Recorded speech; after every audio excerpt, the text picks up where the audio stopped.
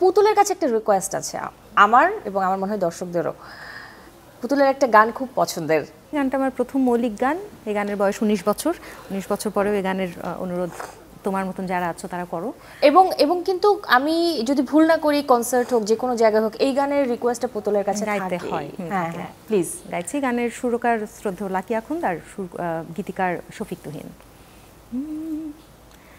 তোমার মনের কুসুম কুসুম নিরজনতায় আমায় দিও ঠাই রে বন্ধু, আমায় দিও ঠাই। আমার কোনো জায়গা নাই রে, কোনো জায়গা নাই ও বন্ধু, আমায় দিও ঠাই।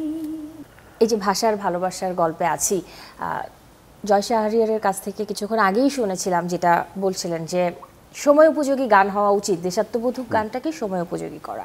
তো এই যে এতক্ষণ ধরে গান গাওয়া হচ্ছিল, দেশাত্মবোধক যতগুলো গান শুনছিলাম, বেশিরভাগ কি প্রায় সবগুলো গানই কিন্তু মানে পুরনো, অনেক আগের। ইদানিং কিন্তু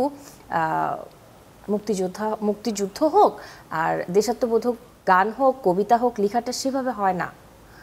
এইটা কেন? এটা খুব স্বাভাবিক। মানে ওই যে বললাম, আমাদের ওই ভাবনা থেকে বেরোতে হবে। 70s আমার বাবারা যেভাবে ভাবতেন, আমার পক্ষে সেভাবে ভাবা সম্ভব না। জোর করে আরোপিতভাবে গান করলে যে এখন যেটা হয় বললাম, একই রকম ঘুরে ফিরে ওই লাল সবুজ মাটি মা, হ্যাঁ কিছু কিছু শব্দ আছে, ওর বাইরে গান হয় না।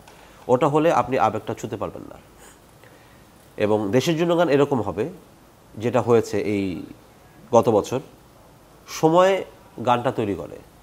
আরোপিত গান কখনো দীর্ঘস্থায়ী এবং মানুষকে ছুঁতে পারে না, কারণ সেটা আসলে সেই ভাবনাটাকে ছুঁতে পারে না। আর গান কিন্তু হচ্ছে না তা না, আবার কিছু কিছু গান থাকে ওটাকে আপনি অতিক্রম করতে পারবেন না, কারণ সেটা যেই সময়ে যত বড় পারিপার্শ্বিকতার ভিত্তিতে তৈরি হয়েছে। ওই আমি একটি ফুলকে বাঁচাবো বলে যুদ্ধ করি, এটা আমাকে ভাবতে পারতে হলে ওরকম অবস্থার ভেতর দিয়ে যেতে হবে, নইলে কিন্তু হবে না। বা এই যে এক ধরনের আউটবার্স্ট 24-এ দেখেছি, এই যে কথা বা আওয়াজ উঠা, এই গান যে গেয়েছে সেজান বা ওরা, কেন গিয়েছে? ওই সময়টা ওকে ওই কথা বলতে বলেছে। মাঝখানে আমি 90s মনে আছে রাজাকারের তালিকা চাই গান করেছিল নোভা। ওই সময়টা ওরকম জায়গায় নিয়ে গেছে। তাই জাহানারা ইমাম ওই সময় ওই আন্দোলনটা করছেন, যখন মাত্র শুরু হলো রাজাকারদের বিচার চাওয়া বাংলাদেশে, তখন ওরকম গান হয়েছে। এটাকে সময়ের উপর এভাবেই ছেড়ে দিতে হবে, এটাই নিয়ম। এখন যদি আমাকে বলা হয় আপনি একটা দেশের গান তৈরি করেন, তো সেখানে যদি আমাকে বেঁধে দেয়া হয় যে ওই 71-এর আদলে, স্বাধীন বাংলা বেতার কেন্দ্রের গানের আদলে তার একটা ধারাবাহিকতা আমার গান বানাতে হবে, যেটা এখন হয়, সেজন্য এই গানগুলি আর ওভাবে হৃদয় ছুঁয়ে যায় না। গত 20 বছরে বা গত 50 বছরে, ওই যদি আমি একটা সময়ের পর ধরি, আমাদের প্রজন্মের অনেক গান আছে, গান হয় না একদম ভুল কথা, গানগুলি পৌঁছায় না, কারণ গানগুলিতে আসলে ওই আত্মার টানটা নাই। আর আসলে জোর করে তো দরকার নাই। মানে আমি যখন গান করতে চাই, আমার এত মানে আহমেদ ইমতিয়াজ বুলবুলের গানগুলি কেন এরকম হয়? উনি 80 সালে দেশের গান করলেও হয়েছে, কারণ উনি ওইটা অনুভব করতে পারেন।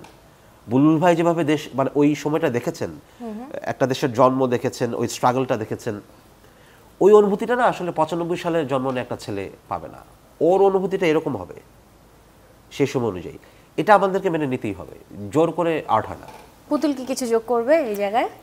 দিবস ভিত্তিক গান কিন্তু অনেক প্রকাশিত হয়, সারা বছর জুড়ে হয়তো হয় না, গান অথবা লেখনী, এবং হয়তো বা সেটার বাণিজ্যিক আবেদন কম, সেজন্যও কি অনেকে করতে চান না যে এই গান তো আমি সারা বছরে গাইতে পারবো না, একটা তার চাইতে একটা আধুনিক গান বানালে এটা আমি মঞ্চে গাইতে পারবো, এটা সবার কাছে পৌঁছবে। কিন্তু ওই যে কিছু বিশেষ দিবসে, ডিসেম্বরে, মার্চে, এই সময়গুলোতে হয়তো বা গানটা একটু ছড়াবে, একটু বেশি শোনা হবে, সেই জন্য গানগুলো এমন হয়। যেমন আমি প্রথমে যে গানটা গেয়ে শুরু করেছি, এটা বাংলাদেশ বেতারের জন্য গেয়েছি, কিন্তু এই মাসেই, কারণ তাদের 21শে ফেব্রুয়ারির বিশেষ একটা আলেখ্যানুষ্ঠানের জন্য গাইতে হয়েছে।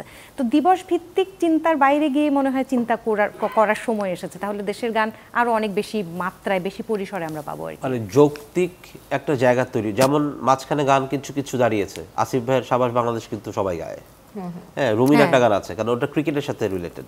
হ্যাঁ মানে গানটা আসলে ওই যে বললাম তো, আমাকে ভিতর থেকে সেটা মানে আমাকে অনুভব করতে হবে।